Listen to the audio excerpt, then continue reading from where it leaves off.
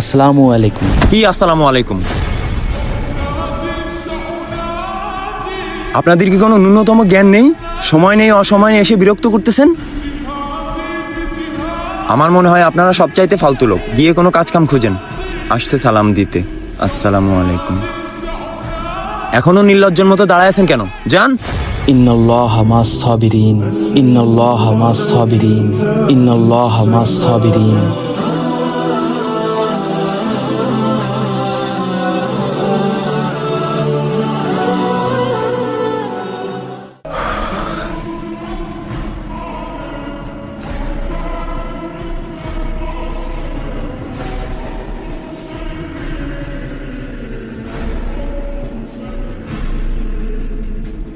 আমি শেখ হুজুর, আপনি ওনার জবাব কেন দিলেন না?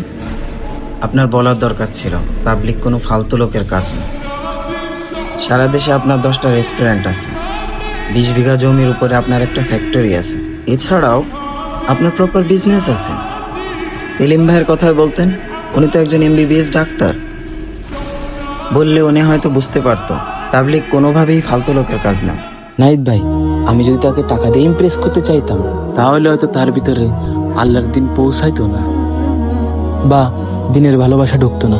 আর আমি টাকা দিয়েই বা কেন তাকে ইমপ্রেস করব, যে জিনিস এই দুনিয়াতে সীমাবদ্ধ।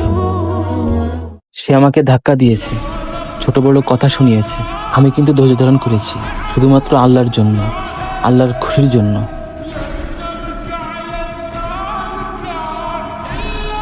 হয়তো আমাদের ধৈর্য ধারণ করার ওসিলায় আল্লাহ পাক তাকে মসজিদে নিয়ে আসতে পারেন। আপনি ঠিকই বলেছেন আমির সাহেব।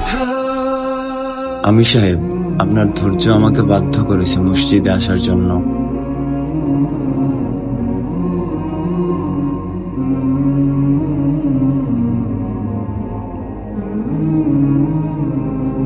আমির সাহেব, আপনিও আমাকে ধাক্কা মারতে পারতেন, ছোট বড় কথা শোনাতে পারতেন, কিন্তু আপনি তা করেননি। আপনি ধৈর্য ধরেছেন। আপনি আসলে একজন মহান ব্যক্তি। বিশ্বাস করেন আমির সাহেব, আমি খুব পেরেশানির ভিতরে পড়ে গিয়েছিলাম। কি আসসালামু আলাইকুম? আপনাদের কি কোনো ন্যূনতম জ্ঞান নেই? আমার মনে হয় আপনারা সবচাইতে ফালতু লোক। গিয়ে কোনো কাজ কাম খুঁজেন। আসছে সালাম দিতে। এখনো নির্লজ্জের মতো দাঁড়ায় আছেন কেন? যান।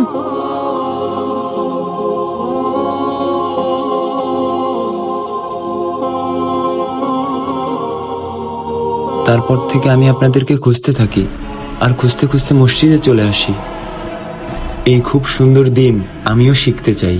সুবহানাল্লাহ, সুবহানাল্লাহ। चल दीन की तबलीग में चलने का मजा देख, अल्लाह के रास्ते में निकलने का मजा देख, चल दीन की तबलीग में चलने का मजा देख। রাসেল ভাই, আমাদের দিন আসলেই খুব সুন্দর।